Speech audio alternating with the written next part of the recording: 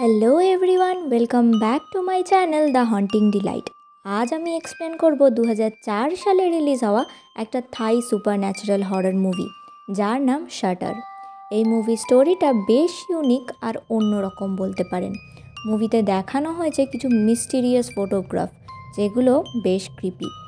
এই মুভিটা রিলিজ হওয়ার পরই বেশ ফেমাস হয়ে যায় আর 2008 সালে এই মুভিটির ইংলিশ রিমেকও করা হয়।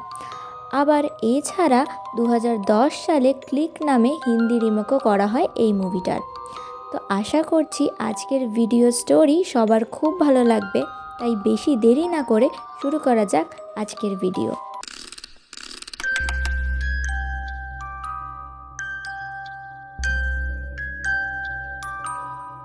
মুভির শুরুতে দেখানো হয় টুন এবং জেনকে, যারা তাদের বন্ধুদের সাথে পার্টি করছিল। টুন হলো একজন প্রফেশনাল ফটোগ্রাফার আর জেনও কিছুদিন পর তার ফটোগ্রাফির ডিগ্রি কমপ্লিট করে ফেলবে। তাদের দুজনের কিছুদিনের মধ্যেই বিয়ে হবে। এবার এই পার্টি থেকে ফেরার পথে গাড়ি চালাচ্ছিল জেন। হঠাৎ গাড়ির সামনে একটি মেয়ে চলে আসায় অ্যাক্সিডেন্ট হয়ে যায়। মেয়েটিকে আহত অবস্থায় রাস্তায় পড়ে থাকতে দেখে জেন তার হেল্প করতে চায়, কিন্তু টুন তাকে বাধা দেয়, এই বলে যে তারা কোনো পুলিশের ঝামেলায় পড়তে চায় না, এবং তারা সেখান থেকে চলে যায় মেয়েটিকে একা ফেলে। বাড়িতে ফেরার পর থেকেই তারা দুজনেই মানসিকভাবে ভেঙে পড়ে সেই মেয়েটিকে হেল্প না করতে পারায়।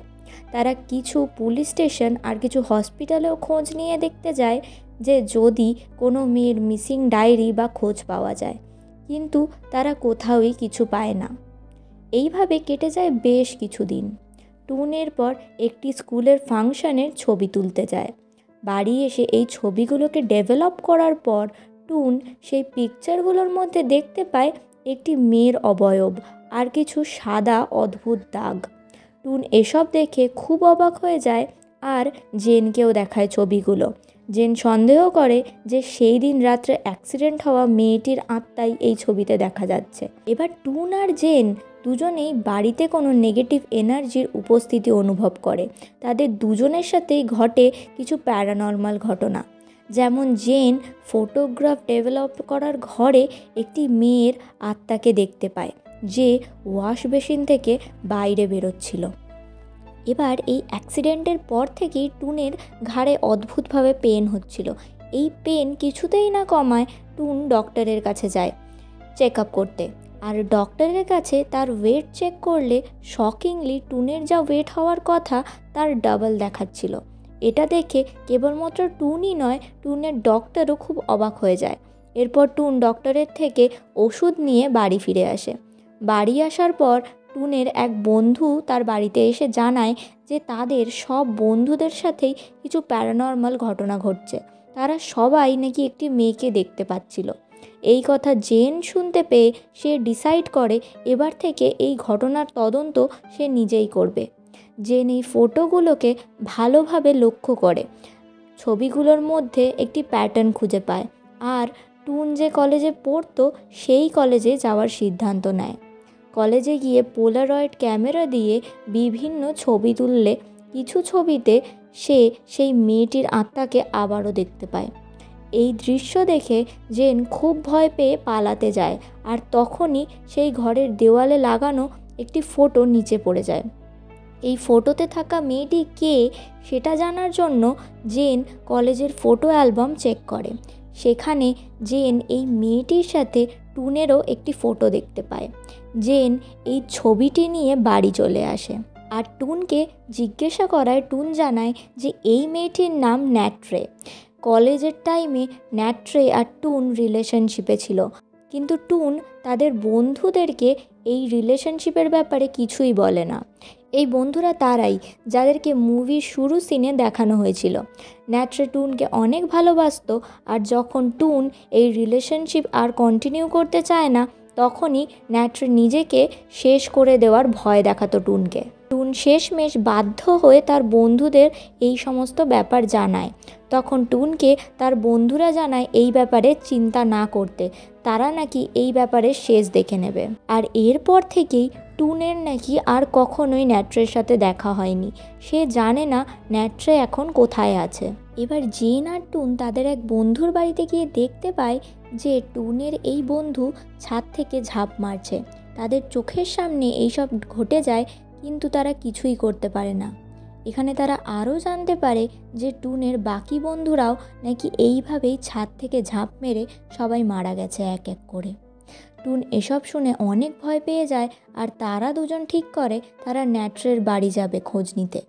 ন্যাট্রের বাড়ি পৌঁছে তারা ন্যাট্রের মায়ের সাথে কথা বলে। ন্যাট্রের মা জানায় যে ন্যাট্রে অনেক আগেই তাদের বাড়ির ছাদ থেকে ঝাঁপ মেরে সুইসাইড করে নিয়েছে। জেন তো এখন আরও শিওর হয়ে যায় যে নিশ্চয়ই টুনের বন্ধুদের মৃত্যুর সাথে ন্যাট্রের মৃত্যুর কোনো সম্পর্ক আছে।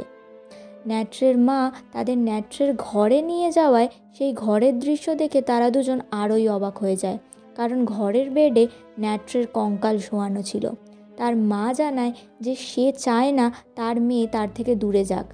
তার সবসময় মনে হয় যেন তার মেয়ে তার সাথেই আছে। তাই তো সুইসাইডের পর ন্যাট্রের দেহ সে নিয়ে এসে যত্ন করে রেখেছে। কিন্তু জেন আর টুন ন্যাট্রের মাকে অনেক বোঝায় আর ফাইনালি শেষকৃত্য সম্পন্ন করে। আর তারা ভাবে এবার হয়তো সব কিছু নর্মাল হয়ে যাবে। তারা এই দিন রাত্রে হোটেলে থাকতে যায়, আর যখন টুনের ঘুম ভাঙে তখনই বেডের নিচে সে ন্যাট্রের আত্মাকে আবারও দেখতে পায়। টুন ভয় পেয়ে সেখান থেকে দৌড়ে সিঁড়ির দিকে পালায়, আর সিঁড়িতে নামতে নামতে সে যেন নিজেকে বারবার একই ফ্লোরে খুঁজে পাচ্ছিল। এটা ছিল 4th ফ্লোর। এখানে দাঁড়িয়ে ছিল জেন। জেন টুনকে বলতে থাকে যে তোমায় এত ভালোবাসা সত্ত্বেও তুমি কেন আমার সাথে এরকম করলে।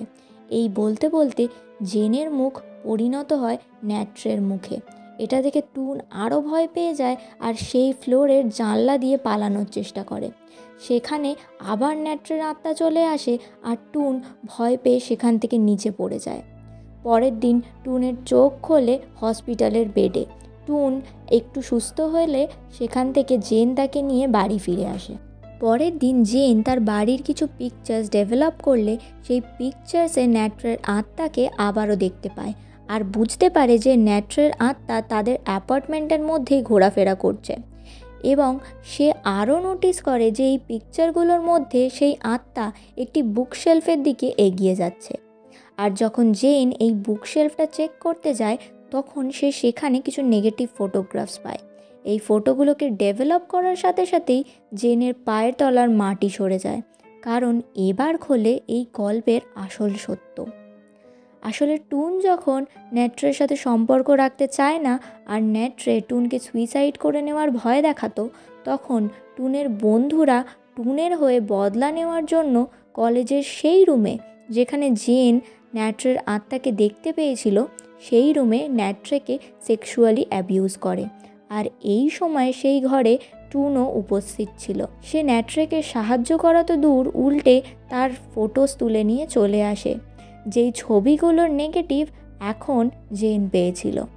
আর এই ঘটনার পরই ন্যাট্রে সুইসাইড করে নেয়, আর ন্যাট্রের আত্মা এখন তাদের সব বন্ধুদের বাধ্য করছে সুইসাইড করতে। ন্যাট্রে এইসব সংকেতের মাধ্যমে এতদিন ধরে জেনকে বোঝানোর চেষ্টা করছিল। জেনের এখন আর কিছুই বুঝতে বাকি ছিল না যে আসলে কি হয়েছিল।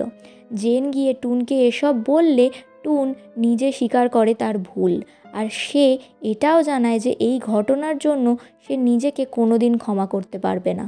কিন্তু জেন তার কোনো কথাই শোনে না এবং বাড়ি ছেড়ে চলে যায়।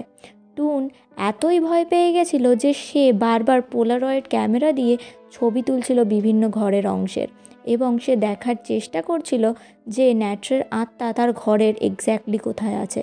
কোনো ফটোতেই ন্যাট্রের আত্মাকে দেখতে না পেয়ে টুন বিরক্ত হয়ে ক্যামেরা ছুঁড়ে ফেলে দেয়। তখনই ক্যামেরা নিজে নিজে ফ্ল্যাশ হয় আর ছবি উঠতে থাকে। যখন সেই ছবি তুলে নিয়ে দেখে টুন, সেখানে শকিংলি সে দেখতে পায় যে ন্যাট্রের আত্মা আর কোথাওই নয়, বসেছিল ঠিক তার ঘাড়ের ওপর। আর এটাই ছিল কারণ টুন যে কারণে তার ঘাড়ে সবসময় ব্যথা অনুভব করত। আর ঠিক এই সময়ই ন্যাট্রের আত্মা টুনের চোখ চেপে ধরলে টুন ডিসব্যালেন্স হয়ে জানলা দিয়ে নিচে পড়ে যায়। সিন শিফট হয় আর আমরা দেখি টুনকে হসপিটালের রুমে। টুন এখন শারীরিক আর মানসিকভাবে অসুস্থ। তাকে দেখতে এসেছিল জেন। জেন রুমে ঢোকার জন্য এই রুমের কাচের দরজা খুললে আমরা দরজার রিফ্লেকশনে দেখতে পাই ন্যাট্রের আত্মাকে, যে এখনও স্টিল বসেছিল টুনের কাঁধের ওপর। আর আমাদের মুভি স্টোরি এইখানেই শেষ হয়ে যায়। আর এই সিনের পর আমরা সবাই বুঝতে পারি যে ন্যাট্রের আত্মা এখনও টুনকে ছেড়ে যায়নি।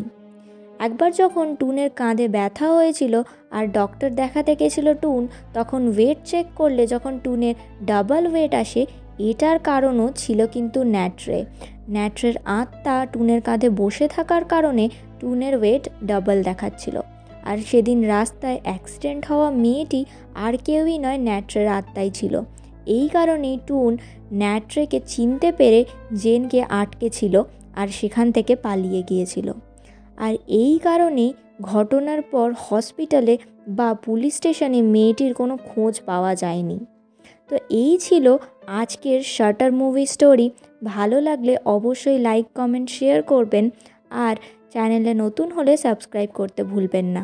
আবার আসবো নতুন কোনো ভিডিও নিয়ে। টিল দেন সবাই খুব ভালো থাকবেন। Thank you for watching.